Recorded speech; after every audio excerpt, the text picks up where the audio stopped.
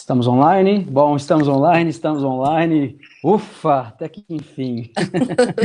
Olá, gente, boa noite, boa noite. Vou esperar um pouquinho aí para as pessoas entrarem. Hoje eu estou um pouquinho acelerado, porque tive um probleminha técnico. E é isso aí, né? Fazer coisas ao vivo é assim. E eu já estou começando aqui com a minha convidada, já logo de cara, assim. Não deu nem para fazer um suspense, né? Assim, ó, tcharam, entrar com uma musiquinha. Então, já estou começando com ela aqui. E hoje estou usando o meu celular, então vai ser um pouquinho diferente aqui para mim. Peço desculpas pelo atraso, peço desculpa para vocês e principalmente para a Luísa, que ficou me aguardando aqui esperando resolver esse probleminha técnico. E é isso. Então, gente, vamos começando então. Essa aqui é a live Papo Inquieto e hoje eu estou com uma grande mulher aqui, uma portuguesa, uma diretora, uma encenadora, uma grande artista e uma grande amiga também, que foi muito paciente comigo hoje. E é isso. Luísa, seja bem-vinda. Obrigada pelo convite, Ailton. Obrigada. Eu que agradeço mesmo, peço perdão por esse imprevisto. E Não, isso acontece. bora lá então, né? Vamos começar. Bora lá. Bora lá, muito bem. Já brasileirou já, né? Então vamos lá, Luiz. Ó, eu já vou começar com aquela perguntinha básica e bem simples, né? Quem é Luísa Pinto? De onde vem Luísa? Ok. Bom, a Luísa Pinto, eu sou diretora de teatro, ainda que eu tivesse começado pela dança. Primeiramente, eu estive ligada à dança, fui bailarina. Depois percebi que o meu mundo era o teatro, porque cada vez que assistia a teatro e o meu pai levava-me em criança a ver muito teatro e então percebi que queria fazer teatro. E durante uns anos eu conciliei a dança com o teatro até que fiquei só no teatro. No teatro eu fiz também um curso, ainda a fazer teatro, um curso de figurinos, um curso de moda, porque eu gostava muito de criar figurinos, de compor toda uma expressão, um elemento expressivo para a construção do ator, e isso fascinava-me, os tecidos, os materiais e a máscara em si do ator, e então durante uns anos também, ainda muito jovem, eu conciliava os figurinos que criava ao mesmo tempo em que eu pisava o palco enquanto atriz. Então saltei depois só para a atriz, porque já não conseguia conciliar nem os figurinos, nem a moda, nem o teatro e nem a dança, e acabei por escolher só o teatro, e por aí fiquei até hoje. Portanto, Muito há bem. muitos e muitos anos.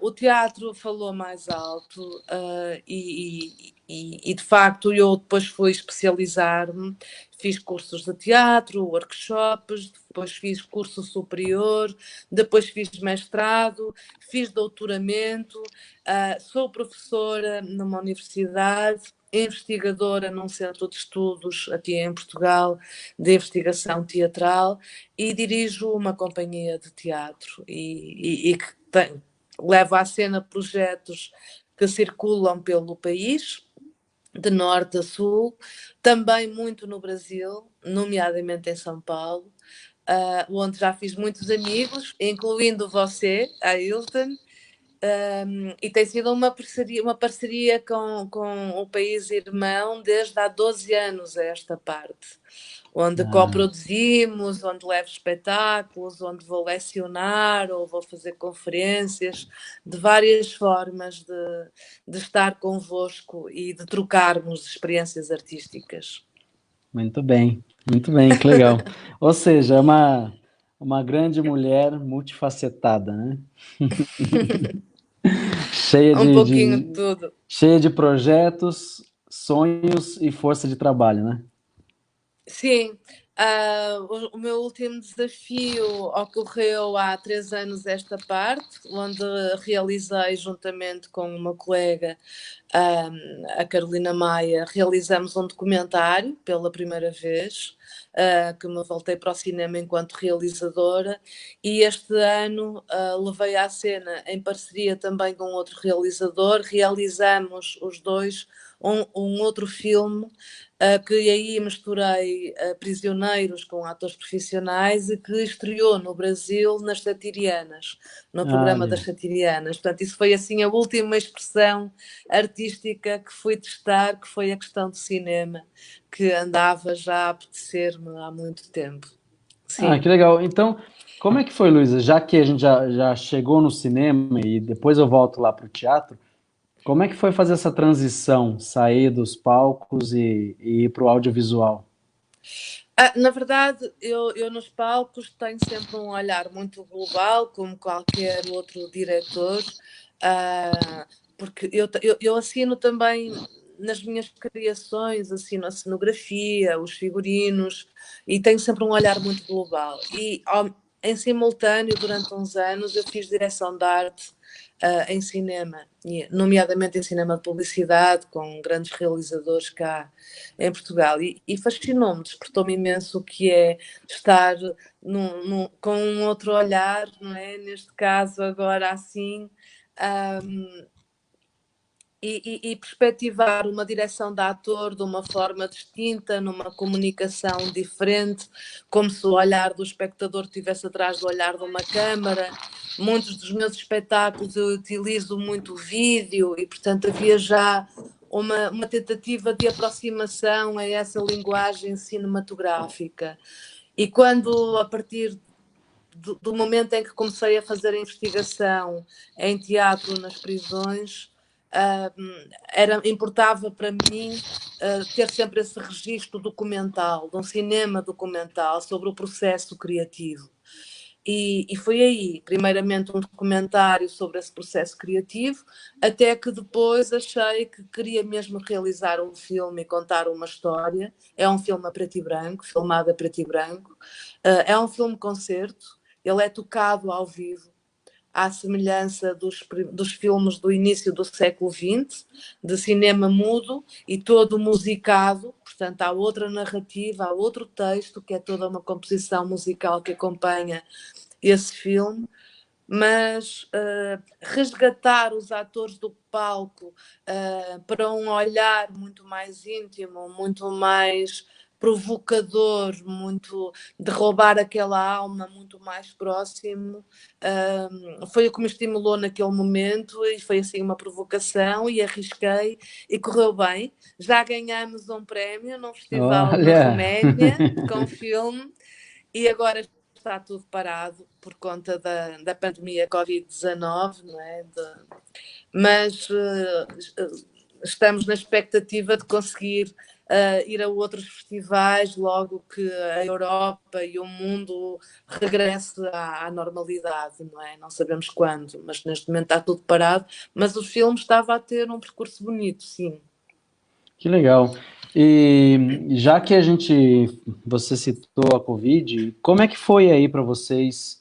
É, eu, por exemplo, eu já estou vendo aqui alguns amigos portugueses que já estão indo assistir teatro, né? Os teatros já estão abertos. E como é que foi para vocês aí que tem uma programação já um ano antes, 2 anos antes, e sentirem e verem os teatros fechando?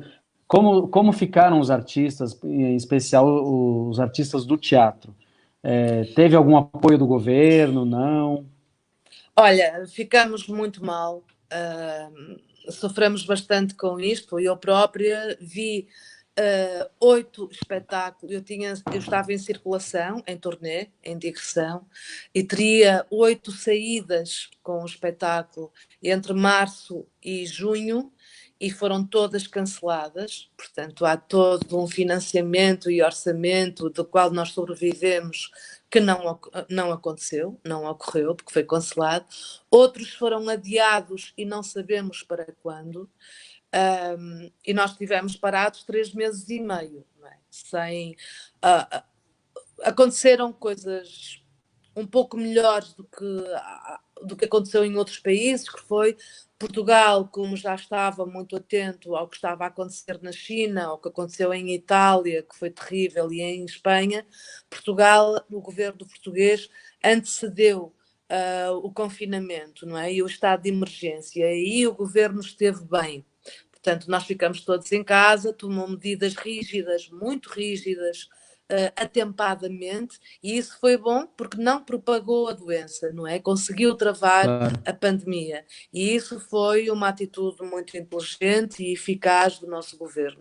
Por outro lado, do ponto de vista dos apoios, está a ser muito difícil. As promessas são muitas, mas o que chega é pouco ou quase nada.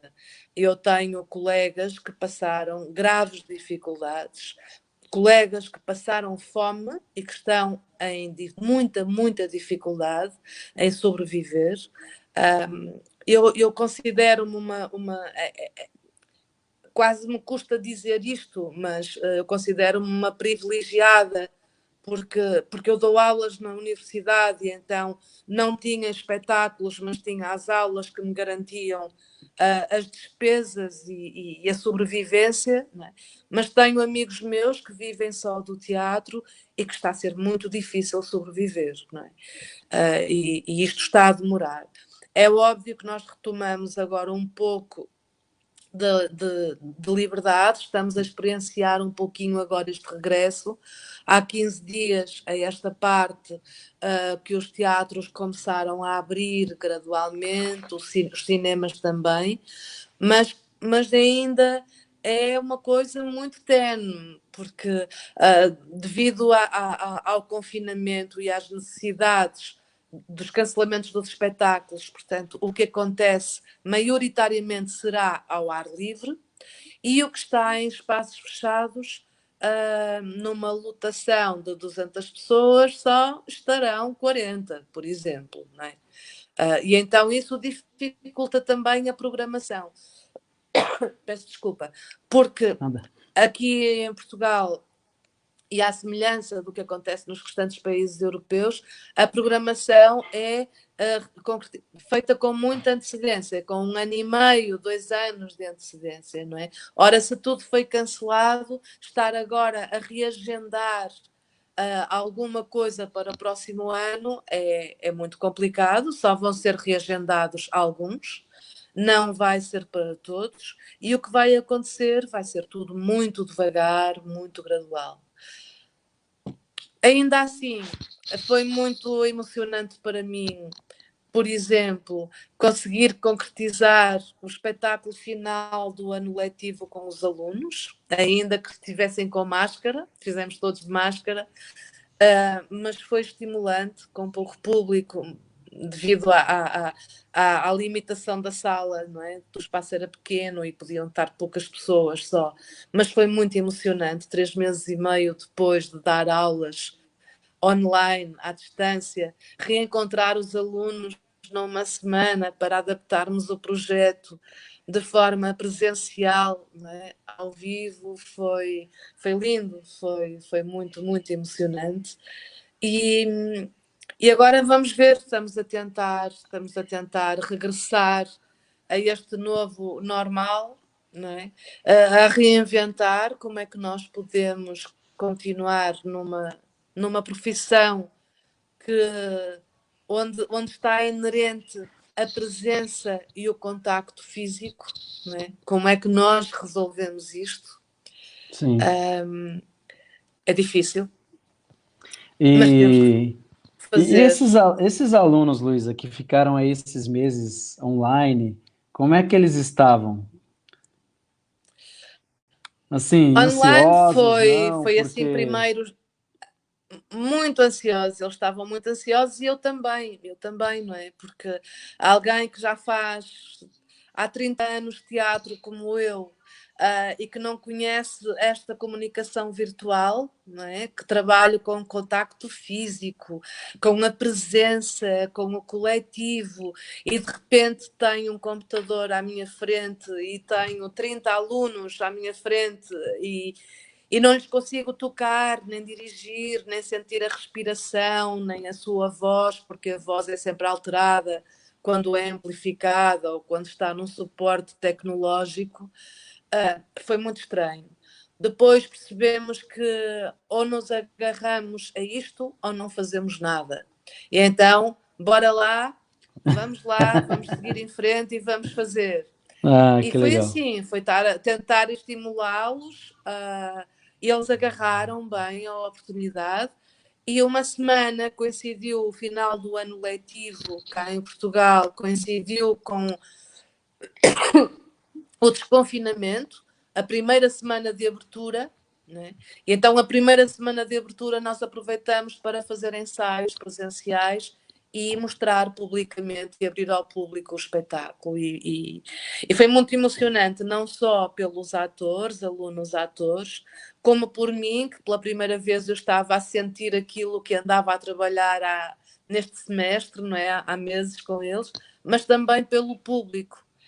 O público chorava, não parava de chorar, porque estavam todos sedentos dessa presença do aqui e agora, de sentir o ator à sua frente, dessa emoção coletiva, dessa energia que só nas tábuas é que se sente, como nós falamos, não é? Sim. Eu não sei se estou a E falar muito rápido, estou a tentar não, não, falar tá tranquilo. pausadamente para me entenderem. Não, tá tranquilo, tá tranquilo. É, antes, aqui tem algumas pessoas que estão te dando um oi aqui, um tchau. A Creuza Ai, Borges. obrigada. Tchau. Creuza, um beijo, A Creuza Creuza. tá por aqui, te mandando um beijo. Carlos De Negro, José Antônio Pugliese, A Chagas primeira vez que eu fui ao Cassiano. Brasil. Obrigada. A Pode falar, primeira vez pode que eu fui falar. ao Brasil foi pelas mãos da Creuza. Foi a Creuza que me levou aí a São Paulo, no festival que ela tem, organizado pelo Dragão 7. E fui aí há alguns anos, e estou muito grata por esses convites consecutivos que a Creuza fez e que me fez conhecer e tornar-me amiga e parceira de muitos de vós aí no Brasil. Ah, que legal. Beijinhos, Já Creuza. tem gente aqui de Angola, tem gente de Moçambique aqui já dando um oi também. Tem amigo da Itália, tem pessoalzinho aqui, tem gente do México, estão dando um oi aqui para você. E Luísa, eu Olá, preparei algumas sim, perguntas, né? Mas estão vindo coisas ok. na cabeça. Você falou do circuito, a primeira vez que você veio para o circuito de teatro em português, né? Com teu espetáculo. Hum, Eu assisti aqui no Brasil um espetáculo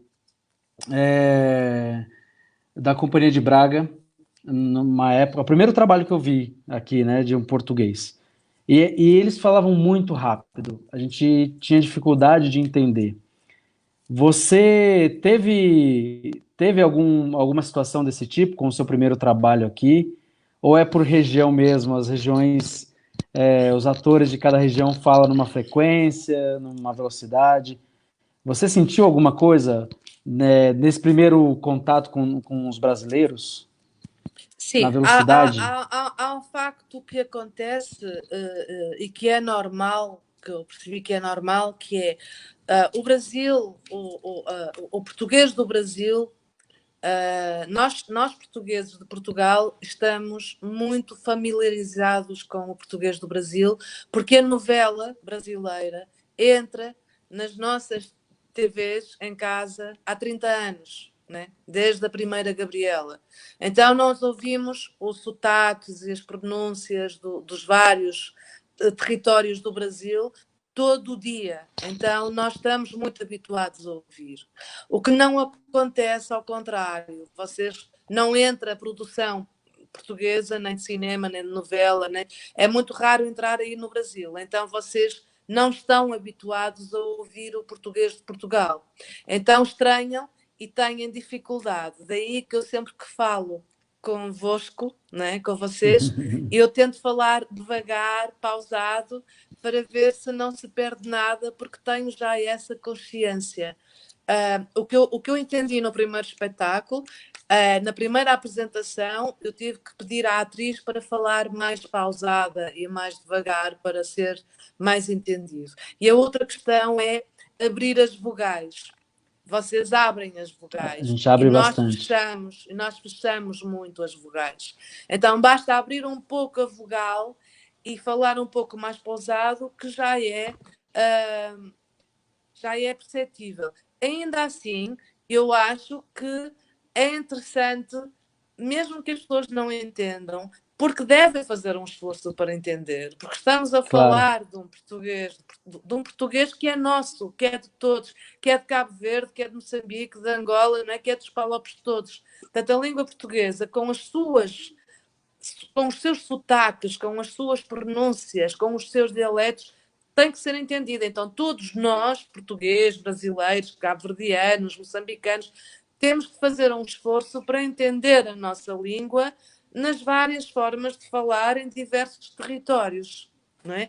E isso é o que eu acho que nós temos de fazer. Não podemos agora facilitar para que o outro entenda, porque senão não vai aprender, não é? Ele tem que aprender. Eu, se vou para a Inglaterra, ou para os Estados Unidos, ou para a Espanha, ou para a Itália, ou tento falar uma língua para tentar comunicar, ou então eu não consigo. Portanto, é uma forma de adquirir conhecimento. A nossa língua, a língua portuguesa, que todos nós, países de língua portuguesa, devemos ter um imenso orgulho, porque é das línguas mais faladas no mundo, nós temos que aprender e reconhecer a pronúncia, os sotaques, ou se é mais fechado ou mais aberto, nós temos de fazer esse esforço. E então eu acho que nesse sentido, o Dragon 7 e a Creusa estão mesmo de parabéns, porque fizeram um trabalho extraordinário ao convidar vários países de língua portuguesa, insistindo nessa divulgação da língua, e o teatro é o maior meio de comunicação da língua. Não é? E isso foi um trabalho incrível e honra lhe seja feita e parabéns por esse esforço, porque isso é urgente, não podemos ser preguiçosos. Eu falo português de Portugal e só falo português de Portugal. Não, eu tenho que reconhecer o português dos outros países irmãos da minha claro. língua, não é? Portanto, é isso. E, E o e, teatro e tem essa função, o teatro deve ter essa função. é isso que é interessante, né? Porque o teatro é a língua viva, né? É a palavra Exato, viva. exato, é isso Por mesmo. mais que a gente faça um texto clássico de 500 anos atrás, mas está adaptado e a língua está assim, em constante transformação, né? Então, A acho língua que. está em constante. Não, desculpa, Hilton. Não, Ia não. falar e eu É, pode interrompi. falar, pode falar. Não, a língua está em constante transformação e mesmo cada um de nós, nos seus países de língua portuguesa, temos várias pronúncias e vários sotaques dentro do próprio país. Sim, Não é? Mesmo nós em Portugal, que somos um país tão pequenino, não é? Que é muito, muito pequeno, cabe em São Paulo, não é? 11 milhões, mas temos várias pronúncias, vários sotaques de norte a sul. E não tenho que falar a transmontano só porque vou fazer a peça atrás dos montes, ou não tenho que falar algarvio porque vou fazer a peça ao sul de Portugal. Não, nós temos de reconhecer, temos que valorizar, e a riqueza imensa, é um património incrível e que nós temos de conhecer. Além de que todas as dramaturgias ao longo dos tempos têm vindo a ser adaptadas, a trabalhar, a descobrir e a explorar todas essas linguagens. O Brasil, vocês são muito criativos. Eu acho que vocês, do ponto de vista da língua, são as pessoas mais criativas que existem. Eu ouvi expressões no Brasil absolutamente impressionantes que ia para o hotel escrever para não esquecer e poder adaptar em peças de teatro e novas dramaturgias, porque são muito criativos. Há uma musicalidade diferente da musicalidade do português, de Portugal, não é? Mas essa troca que é muito rica, não é? É vocês apanharem e descobrirem formas de linguística do português do Portugal e nós aprendermos linguística do português do Brasil e cruzarmos essas expressões e por aí fora, por Cabo Verde, Moçambique, Santo Tomé, por aí fora, não é? E isso é que é rico, porque senão paramos. sim. Você acha que também está numa situação interessante que é, você também dá aula, né? Então sim, você lida com jovens estudantes portugueses e você também tem um trabalho aqui com a SP Escola de Teatro, né? Então você acaba tendo contato também com jovens brasileiros, que a língua ela está em as sim. gírias, né? Eu não sei como vocês chamam gírias aí. É Gírias gíria também? também. Sim, é gírias Então também, você tem sim. esse lugar mais vivo ainda, né? Porque a palavra ela está realmente transformando o tempo todo, né?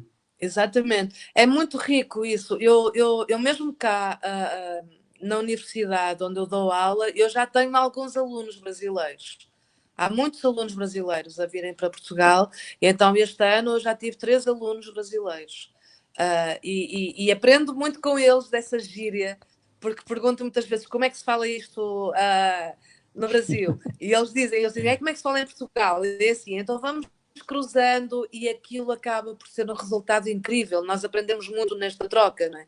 E com a ESP tem sido muito interessante este intercâmbio que tem vindo a acontecer, porque eles vêm cá, nós vamos lá, organizamos colóquios juntos, congressos, até agora mesmo a pensarmos também em coproduções artísticas do ponto de vista do espetáculo, e portanto essa troca, mesmo do ponto de vista da língua, da escrita dramatúrgica entre Portugal e Brasil, que é riquíssima.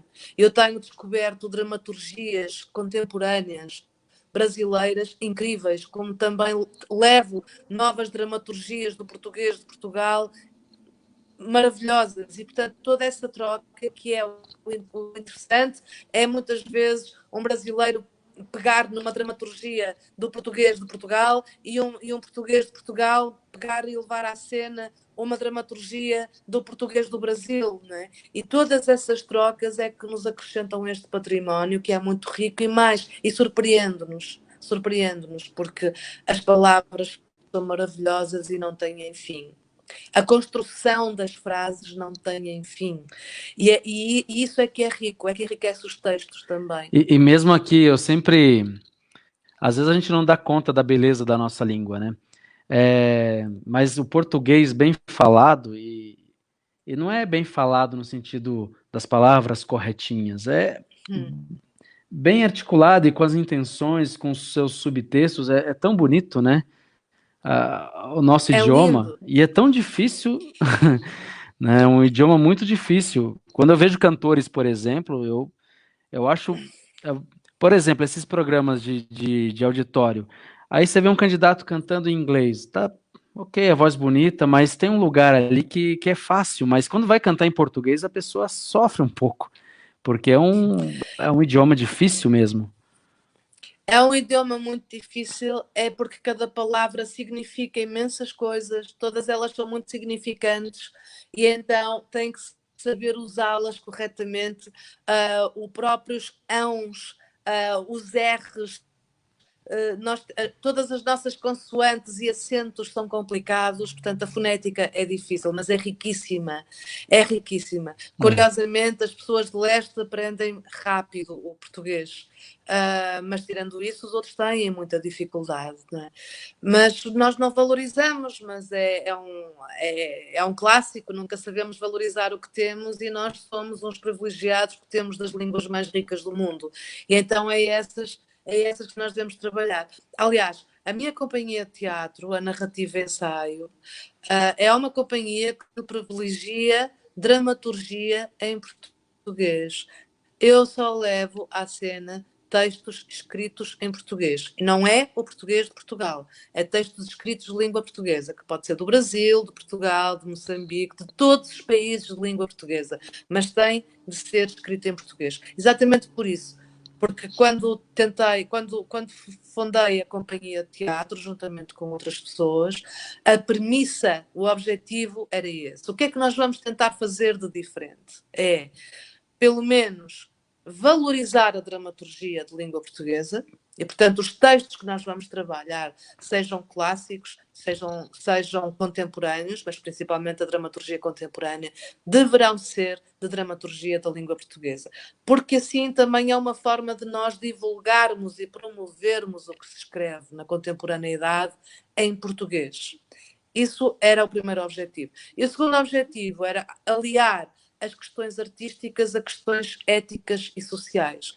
Portanto, sendo um teatro político, um teatro, não o teatro do oprimido, mas um teatro que vai a territórios isolados, da descentralização, às prisões, a todas as instituições totais e que resultem quase sempre em colóquios, congressos, artigos escritos, debate, reflexões sobre estas questões de perspectiva de transformação ou de mudança. E isso foram as questões da narrativa ensaio, mas mais uma vez a propósito da língua. Narrativa ensaio só leva à cena textos de dramaturgia de língua portuguesa. E eu ia te fazer uma pergunta, acho que está também dentro disso, e aí a gente aproveita o embalo. Que a pergunta era a seguinte, né? O que que te move, né, a criar um próximo projeto, a levantar um novo espetáculo? Tem a questão da língua, que você já falou, né? Da dramaturgia de língua portuguesa, mas o que mais? O que mais te move? Que move a Olha, Luísa? o que é que me move? A mim move muito o lugar do humano. O lugar do humano, eu acho que é aquilo que mais me move. E seja em que território for. Aconteceu já o lugar do humano nas prisões, o lugar do humano na violência doméstica, o lugar do humano nos sem-abrigo, nos sem-teto, o lugar do humano, em todos esses temas que me preocupam socialmente e normalmente os textos andam à volta destas questões. Neste momento, por exemplo, o que me move e que será o projeto do próximo ano é a questão do território, a questão da vivência desse isolamento. É de que forma é que nós valorizamos o nosso território que habitamos. Nós somos urbanos, eu, vocês, pessoas que vivem em cidades, e de repente, quando nos confrontamos com a pandemia, começamos a observar em vez de olhar. Até aqui nós olhávamos, agora passamos a observar as coisas mais. Temos um olhar demorado sobre as coisas mais simples que nos passavam de uma forma muito corrida pela nossa vida, não é? E essa necessidade do belo, essa necessidade de contemplação, essa necessidade da natureza, do simples, dos cotidianos, do estar dentro das casas, não é? Você está a entrar na minha casa neste momento, eu estou a entrar na sua. E então essa vida doméstica, essa vida de dentro das casas de cada um de nós, que passaram a ser públicas, e que nós passamos a valorizar, ainda a desejar depois contemplar o mar, o campo, os pássaros, os animais, ou seja, o simples, é aquilo que eu vou trabalhar no próximo ano. É essa contemplação desses territórios do lugar do humano, das coisas mais simples da vida, do nosso cotidiano, desde quando nos levantamos até que deitamos. Não é? Os sons que nos de camadas de sons que estão ao mesmo tempo que eu estou a falar com você, que outros sons é que me aparecem aqui na minha casa, se é da louça, se é do cão que está a latir, se é de um carro que passa na rua. Portanto, há uma sensibilidade que está muito mais apurada relativamente a estas questões, mas há uma necessidade de contemplação desse belo natural, desse belo da raiz, do cheiro da rua, de contemplar as ondas do mar, dos pássaros, dos animais, do olhar demoradamente. Esse será o meu projeto de 2021. Ou seja, é um projeto de relações, né? É um projeto de relações, será um projeto bem afetivo com as pessoas, mas com o território em si, com o território que eu habito, seja na minha casa, na casa dos amigos, na casa dos amigos do Brasil, seja esses territórios, né? Da envolvente, não só a minha vida, mas o território em si, se é desertificado, se é isolado, porque é diferente entre o campo e a cidade, e portanto são vivências diferentes, Um país pequenino de um país grande como o vosso é diferente, portanto, é trabalhar essa diferença de projetos e de sentimentos num território como Portugal, ou num território como o Brasil, ou como no campo, ou como na cidade, mas na minha casa, que é invadida neste momento, e então eu passei a olhar para ela de uma forma diferente, e na sua casa, e na casa dos amigos e dos familiares, é esse lugar do humano. Que eu quero parar para olhar. No fundo, é voltar às raízes, é olhar para dentro, é olhar para conseguir seguir em frente. No fundo, é isso, é uma urgência. Legal. E falando em olhar para o humano, olhar para dentro, né? Eu vou perguntar aqui sobre o seu trabalho dentro dos presídios. Eu falo isso porque em 2001, 2002, eu fui no Carandiru. Eu lembro que eu fui no Carandiru assistir um espetáculo feito pelos detentos. E eles montaram o Rei da Vela. E eu não lembro quem dirigiu, mas eu lembro que o Zé Celso estava lá assistindo nesse dia. Foi um dia bem especial. E era incrível. Eu estava vendo atores profissionais, de verdade. E eu fiquei muito impactado com isso, com o trabalho que foi feito. E como você veio aqui, o nosso último encontro aqui, há uns 2, 3 anos atrás, você já estava nesse processo, e creio que você já avançou muito de lá para cá. Você poderia falar um pouquinho desse teu projeto, como iniciou, qual foi o processo todo, o resultado, se teve resultado ainda, né? Esse processo é um processo que eu já iniciei em 2013. Em 2013 não, desculpem, em 2006. E, portanto, nós estamos já há muitos anos, há muitos anos mesmo. E comecei exatamente por fazer só teatro no presídio e com os detentos e para os detentos, não é? E para os presidiários. E fui lá parar porque uma vez eu convidei a prisão, o estabelecimento prisional, o presídio, para ir assistir ao espetáculo, e eles vieram assistir a alguns e convidaram para eu ir lá falar ao presídio. Eu fui lá conversar com eles e nunca mais saí até hoje. Portanto, eu fui lá conversar com eles. No início eu fazia esse teatro dentro do presídio e só para os prisioneiros, e percebi muito rapidamente que isso não tinha impacto, que não era impactante. Porque era muito bom e muito válido, como todos os projetos se fazem, pelo facto de lhes trazerem autoestima, por estarem num espaço de liberdade, por se sentirem criativos, por perderem, recuperarem a sua identidade, porque quando chegam lá as pessoas passam a ser números, não é? Passam a ter um número, deixam de ser chamados pelo nome. Portanto, há uma perda de identidade dolorosa, horrível, portanto, eles nesse espaço do teatro têm esse espaço de liberdade e de recuperação dessa identidade. No entanto, não existe um impacto social, isso foi o que eu percebi ao longo dos anos, porque eles continuam dentro do presídio a trabalhar sempre dentro do presídio e para outros colegas prisioneiros. E então a tentativa foi retirar os prisioneiros do presídio e trazer cá para fora e apresentar os espetáculos no exterior. E com os anos foi conseguindo, foi uma sorte também. O governo apoiou, o Ministério da Justiça também, e os diretores dos presídios acreditaram no projeto. Então eu comecei por criar elencos onde que eram constituídos por atores profissionais, prisioneiros, homens e mulheres, portanto, de uma prisão de mulheres e de prisão de homens, e o elenco era constituído por esse grupo, não é? Presos, presas e atores profissionais.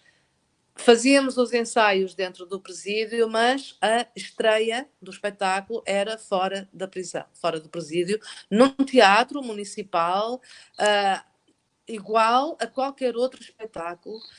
O público não sabia quem era prisioneiro, quem é que era ator profissional, porque os nomes estão todos seguidos por nome de personagem, né? E não interessa quem é quem, e foi muito impactante, porque eles sentiam a admiração do público, sentiam que pela primeira vez se apresentavam socialmente sem características desprezíveis, muito pelo contrário, com características positivas, o público estava a aplaudi-los, admirava-os, não é? Portanto, há uma aquisição de autoestima enorme, existe uma aproximação às famílias, porque as famílias compram bilhete e vão assistir aos espetáculos e estão com eles no final, mas existe outra questão fundamental, que é a sociedade olhar para eles com outros olhos, não é? E lhes poder dar uma outra oportunidade. Não é? Sim. E isso foi muito importante. Então é esse trabalho que eu tenho vindo a desenvolver com atores e músicos que se juntam a mim de uma generosidade incrível e que continuamos a trabalhar nesse sentido. Aliás, o filme que estreou nas Satirianas era exatamente isso. Foi um filme que o elenco tinha atores profissionais e tinha reclusos e reclusas, né, presos, e tinha depois músicos, e era tocado ao vivo durante a exibição do filme. E você presenciou, conseguiu ver, não sei se é possível, né? Deixa eu tentar formular não quero parecer preconceituoso, nem é isso. Você conseguiu ver essa transformação de alguns dos detentos nesse processo para não, né, para melhor, não sei se essa é a palavra certa, né? Mas eu digo sempre que o teatro não salva ninguém, mas transforma muitos. Não é? E portanto não estou aqui para salvar ninguém, mas sim para transformar, e acho que o teatro transformou alguns. Neste momento, ao longo destes anos, desde 2006 até agora, 2020, há 5 que estão recuperados e a trabalhar em áreas artísticas. Que legal. O que isso já é uma vitória. Nossa, demais. Eu sei que é muito pouco, mas é melhor que nada. Entretanto, estes últimos nós sentimos, porque fazemos depois acompanhamento posterior, fazemos visitas, vamos visitá-los, portanto não é só durante o espetáculo, eles fazem um espetáculo, mas depois nós continuamos a visitá-los, a acompanhá-los e a fazer todo um trabalho de acompanhamento que vamos percebendo como é que aquilo transformou. E alguns transformaram-se, alguns estão a trabalhar noutras áreas que não é o teatro, outros, esses que eu numerei, estão a trabalhar em áreas artísticas, e outros, infelizmente, perdem-se porque também não existem respostas sociais. As pessoas saem do presídio, claro, tiveram todo este apoio, e depois chegam cá fora e não têm família, não têm como sobreviver, portanto, e acabam por reincidir no crime. Mas eu também não estou aqui para salvar ninguém, nem eu, nem os meus colegas de trabalho. Estamos para tentar transformar, estamos para fazer arte, e se a arte puder ajudar a transformar alguém, tanto melhor, não é? Portanto, claro. Mas é nesse sentido. Mas o Brasil tem um histórico interessante de teatro nos presídios. Tem pessoas que fazem trabalhos incríveis, não é? Tem muitos projetos com arte e educação, desde a Ruta Escobar, sim, e já vem de há muito tempo, dos anos 60, desde o teatro do Augusto Boal, o Frei Beto, a Maria Rita Freire, a Ruta Escobar, o Roberto Lage, hoje o Vicente Concílio, que faz um trabalho incrível em Florianópolis, também com prisões, ele é investigador e trabalha muito. O Peter Valéria de Petro. A Valéria de Petro, o Peter Santos Xavier, que fez a peça da Valéria de Petro. Há uma série de pessoas que fazem trabalhos incríveis aí no Brasil e de muita notoriedade mesmo a nível mundial, sim. Que bonito. E, Luísa, você, saindo dessa temática desse seu trabalho com os presídios, eu queria te perguntar sobre os textos brasileiros que você montou. Eu sei que você montou Gota d'Água. Foi sua primeira obra brasileira ou... Eu montei, a primeira brasileira foi A Gota d'Água, que era uma adaptação do Herão Coelho, a partir da obra do Chico Buarque e do Paulo Pontes. E eu montei cá em Portugal, em 2014, em português de Portugal, e foi muito bonito porque tem toda uma sonoridade muito brasileira, não é? Uma musicalidade, e que teve a direção musical do Carlos T, que é um grande letrista e compositor, e que fez um trabalho incrível. E o próprio Gero Camilo assistiu cá em Portugal a essa gota d'água. E entretanto, depois, logo a seguir, exatamente por ter estado cá com o Gero, montei, em parceria com o Gero, nós montamos o Caminham nos Empoeirados, que é uma direção partilhada entre mim e o Gero Camilo. E não foi só na direção que houve uma partilha entre Portugal e Brasil, é que os dois atores também eram um português e um brasileiro. E, portanto, esses dois sotaques em palco, do português do Brasil e o português de Portugal, foi riquíssimo. E depois também com dois olhares de duas direções com referências distintas, não é? Eu gero com referências muito mais de um Brasil, de uma América Latina, e eu muito mais como referências da Europa. E, portanto, esse cruzamento na direção foi muito rico, foi muito afetuoso, foi absolutamente maravilhoso. E ficamos cheios de vontade de repetir, E o obviamente. Gero, que é um artista incrível, né? Um Que dos é um grandes atores que a artista, gente tem aqui. ele é um dos grandes atores e um ser humano absolutamente maravilhoso. É. Foi assim uma Escreve, experiência. atua, Escreve, canta. ele é muito completo porque ele toca, ele canta, ele atua, ele é dramaturgo, além de escrever as suas letras das canções, ele escreve textos para as suas peças, ele escreve roteiros para cinema, ele está a realizar um filme neste momento, direção dele. E é um ser super completo. E É. depois, recentemente, em novembro, tive uma experiência muito bonita, que foi um presente do Ivan Cabral, foi um autêntico dos sátiros e da SP, que me convidou para, aí como atriz, para fazer uma leitura dramatizada juntamente com a Patrícia Pilar. E então nós fizemos Olha, também nas verdade. Satirianas em novembro de 2019, eu e a Patrícia Pilar, uma leitura dramatizada de um texto lindo escrito pelo Ivan Cabral e pelo Rodolfo Garcia, ambos diretores dos Sátiros. E foi uma experiência maravilhosa e ficamos agora com vontade de montar mesmo, e foi com direção do Rodolfo, portanto, aí foi a Aí, direção bem dele e acompanhada, foi né? muito bonito, muito bem, maravilhosamente acompanhada, uma mulher linda, uma atriz extraordinária, É, um ser humano incrível, tem, e foi muito tem bonito estar história com ali. ela, É. tem história, estar com ela em palco. E a direção do Rodolfo também foi assim bem sensível, bem bonita. Ficamos com vontade de repetir. E mais uma vez, o português de Portugal e o português do Brasil em palco foi, para quem ouviu e para quem assistiu, foi especial.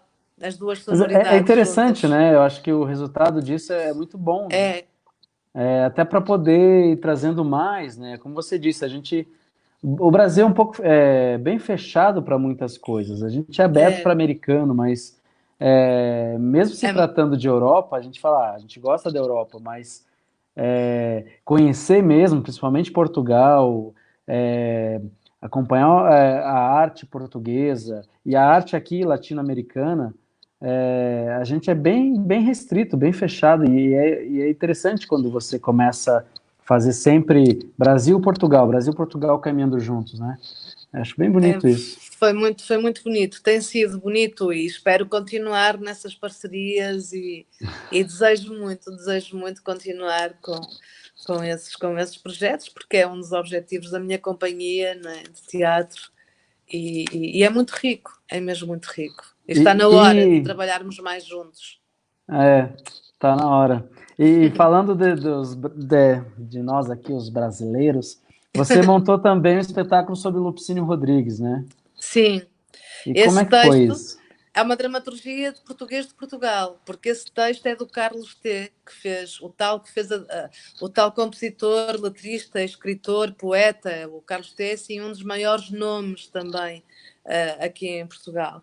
E ele, nesse caso, o texto era dele. Ele escreveu uma peça muito divertida e muito rica também, sobre o Lupicínio Rodrigues e o Tony de Matos. Tony de Matos é um cantor popular, que já faleceu também, mas que foi contemporâneo do Lupicínio, viveram nas mesmas épocas portanto, com o mesmo estilo musical, a mesma estética, convivências muito semelhantes.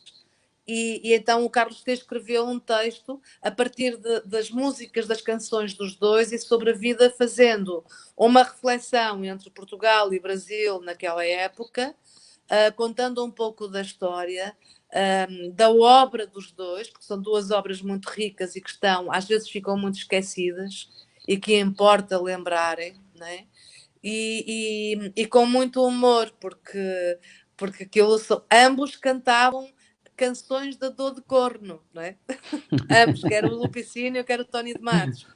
E então era muito divertido com os arranjos, com músicas do Lupicínio e músicas do Tony de Matos, e foi um projeto incrível. E tinha também um ator brasileiro da Bahia, o Alex Miranda, e o Pedro Almendra aqui em Portugal, e com uma Medusa que entrava a mediar os dois estados de amor, as frustrações e as angústias de ambos.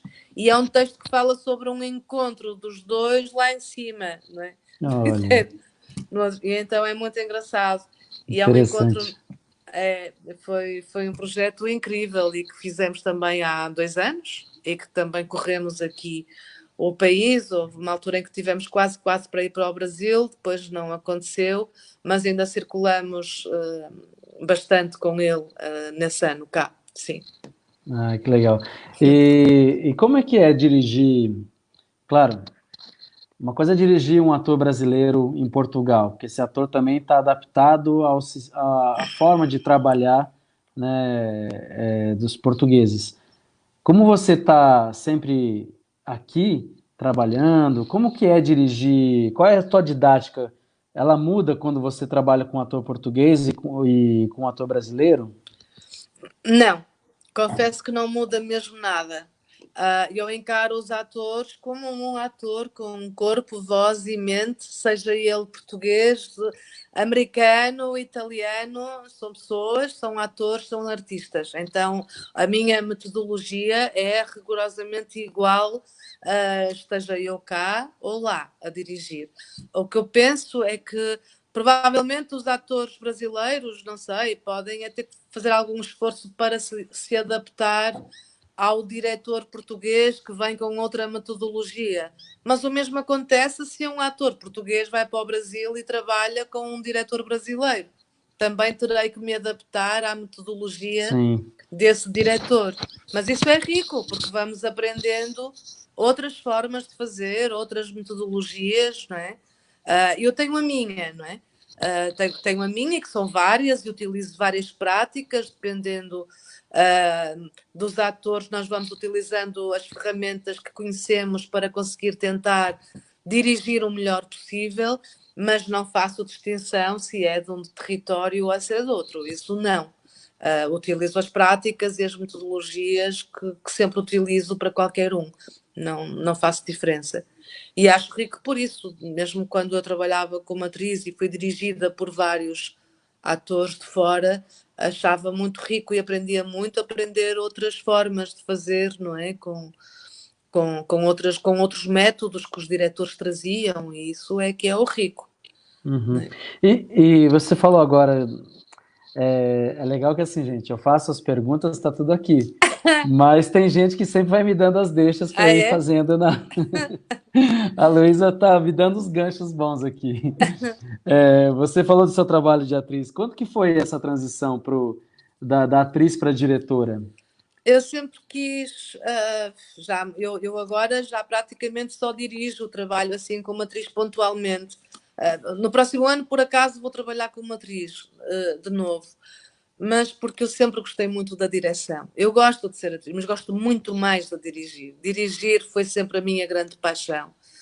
Talvez por esse olhar global, de querer ver a obra completa, de estar a criar uma obra com todos os elementos expressivos que constroem a obra. Portanto, isso foi sempre a minha paixão. Então, eu já há 15 anos esta parte, que já praticamente só dirijo e pontualmente trabalho como atriz, mas muito pontualmente. Agora, como já estou há muito tempo sem fazer, para o ano, no próximo ano, vou voltar ao palco, porque já estou com saudades de ser dirigida, né? Mas a transição foi quando eu comecei a perceber que foi assim muito natural. Eu comecei a olhar para textos e a querer levar alguns textos à cena e comecei a dizer, pá, quero fazer isto e juntar pessoas comigo e foi assim de uma forma muito natural, não foi num dia, não, agora vou ser diretora, não, foi surgindo e foi de uma forma gradual, até que me tornei diretor quase por exclusivo há 15 anos, mas já há 25 que dirijo, não é? Há 25 Nossa, anos que bastante. dirijo. Mas assim, por exclusivo, quase há 15, a fazer só isso. Uma E outra vez faço esse, uma perninha com uma atriz num outro sítio. entendi. Eu, por exemplo, né, tive uma experiência com a direção, minha primeira experiência, assim, oficialmente, né? E, e é muito difícil em alguns aspectos, que é você ter os atores, pessoas boas que confiem em você, né? E é teu primeiro trabalho. Como é que é isso, né? Você teve dificuldade, assim, de achar essas pessoas que você chega com o teu projeto, com a tua ideia, e aí a pessoa, tá, eu quero fazer com você. É seu primeiro trabalho e eu vou acreditar.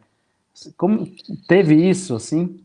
Olha, eu no meu primeiro trabalho foi assim um privilégio, porque eu tinha convidado uma grande atriz, né, uma figura nacional, para fazer o papel da protagonista e para dirigir ao mesmo tempo. E eu estaria como assistente de direção. E isto já há 25 anos, né? Há quase 25 anos. E então ela disse que sim, que vinha fazer, já me conhecia de outras andanças, já tínhamos trabalhado juntas. E quando chegou, ela é de Lisboa, né? E quando veio para o Porto para começar com os ensaios e começar a trabalhar, era a Fernanda Lapa. Ela disse: Olha, eu vou fazer o espetáculo, mas como atriz, quem vai dirigir és tu. E atirou-me assim às feras, tipo.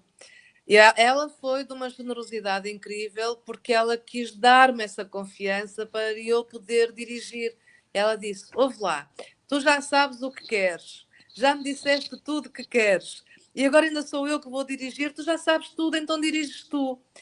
E eu sou grata por isso até hoje, porque talvez se ela não me tivesse atirado naquele dia, eu ainda ia andar mais um tempo até avançar com a direção, não é? Só que ela lançou mais de férias e disse: Olha, eu estou nas tuas mãos, eu confio em ti. Portanto, vá lá, tu sabes o que é que queres, já me disseste o texto, já me disseste indicações, já disseste tudo. Então, por que é que não o fazes?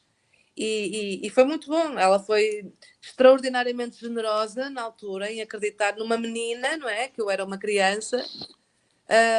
E isso deu-me assim uma segurança muito grande. É claro que nós temos sempre receio, depois com o tempo vai passando e vamos estando mais seguros. Eu faço muito trabalho de casa, sempre fiz até hoje. Eu quando vou para os ensaios, primeiro dia de ensaios, eu tenho a cenografia pronta, os figurinos prontos, o desenho de luz, toda a atmosfera da peça está Já está resolvida. desenhado tudo na tua Já está aí cabeça. com a equipa, com cenógrafos, com iluminadores, já está tudo. E, portanto, os ensaios acabam por ser muito rápidos. E depois o que vamos fazendo é alterar ou melhorar alguma coisa da cenografia ou da luz, ou à medida que as coisas vão surgindo através dos atores, não é? Mas há logo uma segurança muito grande que eu tento que os atores saibam onde estão. No dia em que o ator chega, ele tem que saber onde está, que território é que está a pisar e para onde é que vai também para poder crescer e poder dar largas à sua criatividade agora, já só para a sua construção da personagem.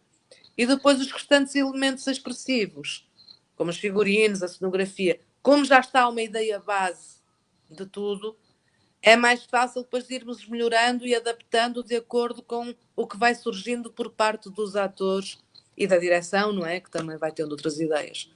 Mas o esqueleto todo está todo já no primeiro dia. Essa grande atriz, ela te colocou numa situação, né, A que você Fernanda teve Lapa, que, sim. e ao mesmo tempo ela te fez ter muita confiança, né?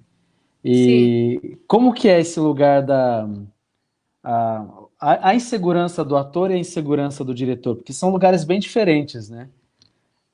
Você consegue fazer Eu traçar acho, um pouquinho esse perfil seu aí, sim. enquanto a insegurança enquanto atriz e insegurança enquanto diretora? Eu enquanto diretora, aquilo que eu tenho que tento pelo menos fazer é passar a maior segurança possível aos atores, porque se eu não estou segura, então a coisa é complicada, não é? Porque os atores já estão inseguros, que estão agora a tentar desempenhar um papel que não é o deles, é entrarem num território estranho, novo, e portanto o diretor que já fez toda a sua pesquisa, ou como eu faço muita pesquisa sobre esse trabalho antes, e tenho normalmente um trabalho de 3, 4 meses muito solitário, a pesquisar muito, para tentar passar a máxima segurança possível. E nesse sentido eu sinto-me segura. E isso não quer dizer que eu não erre. E não quer dizer que, porque todos nós erramos e todos nós estamos sujeitos a que as pessoas vão ver o espetáculo e não gostem por esta razão ou por outra. Mas eu é que tenho que estar segura. E se Sim. alguém não gostar do espetáculo, a culpa não é do ator, é minha. Isso eu assumo completamente, porque foi eu que eu dirigi assim. Agora, e os atores devem ser. Eu estou a falar eu enquanto encenadora, não é? No papel da questão da encenação. Nós temos que tentar ter o máximo de segurança possível. Mas da mesma forma que como atriz, eu sou muito humilde. Eu respeito as orientações todas de um diretor e eu preciso de confiar nesse diretor. Eu não sou a atriz que estou a representar e a dirigir em simultâneo. Eu preciso de alguém que me dirija, que seja o meu espelho nesse momento. Portanto, eu separo bem esses dois lugares. Separo muito Legal. bem. Separo muito bem. E tem que ser, né? Tem que É, ser. Porque eu também acredito nisso. Nesse meu processo com a direção, eu tinha minha insegurança enquanto primeiro trabalho, mas eu tinha que ser seguro de muita coisa para poder conduzir, né? claro. Senão, como é que você dá andamento ao trabalho? Se o ator não vê em você algo que o ajude, né? Não, claro. E é assim, o encenar, representar, o lugar da criação é sempre um lugar de insegurança, não é? Nós nunca conseguimos estar completamente seguros, nem. E estamos sempre. A linha do erro é uma linha muito tenue, não é? Mas é Oh, um lugar para errar, não é? Portanto, é um lugar para errar. E nós, diretores, podemos errar, podemos estar inseguros daquilo que queremos. Não podemos é passar essa insegurança aos atores. Não é? Que é isso que eu digo. Nós não podemos passar as nossas angústias, as nossas frustrações aos atores. Os atores têm que ter alguma tranquilidade, alguma serenidade e passar-nos alguma confiança para eles poderem voar e pesquisar e trabalhar e acreditarem naquilo que estão a fazer para poder crescer. As nossas inseguranças enquanto encenadores que temos, e o lugar do erro também existe, porque não somos perfeitos, porque vamos errar, vamos estar inseguros o resto da vida, ainda bem, porque quando sim. soubermos tudo, isto acaba, não é? Deixa de Pois ter é. prazer, Aí deixa não de ter tem porquê, prazer, né? mas é pequena, mas temos que colocar a nossa equipa, não é? Aquela gente que acreditou em nós, nós temos que lhes mostrar esse lugar confortável da confiança, não é? Porque eles precisam de estar num território de confiança. para poder desenvolver, para poder voar. Sim. É isso. E, Luísa, você, ao longo dessa sua trajetória, você esteve à frente de um espaço, né? Sim, estive à E, frente de um teatro municipal, aqui no Teatro Municipal de Matosinhos, onde era diretora artística, onde fazia a programação do espaço, sim. E onde também dirigia. É outra coisa, completamente diferente. né? Uh, e Porque dirigia um você festival, acaba sendo responsável pela programação sim, teatral daquela região, né? sim. Então, Foi, você tem que foi, estar mas de olho no que tem, que vai entrar na tua casa ali, né? foi um projeto muito rico mesmo também, uma experiência incrível, porque eu fui abrir aquele teatro, era um teatro que estava encerrado já há 20 e tal anos, quase 30. E entretanto o prefeito da altura abriu aquele teatro, decidiu recuperar o teatro, na altura convidaram-me para eu ir como diretora artística. Então eu fui abrir o Teatro Municipal, tratar de toda a programação e dirigi o teatro durante 8 anos. E fazer a programação foi tentar fazer uma programação eclética, com critérios de qualidade, obviamente, mas que não fosse uma programação de umbigo, que fosse uma programação a chegar às várias expressões artísticas e para vários públicos, não é? Distintos públicos.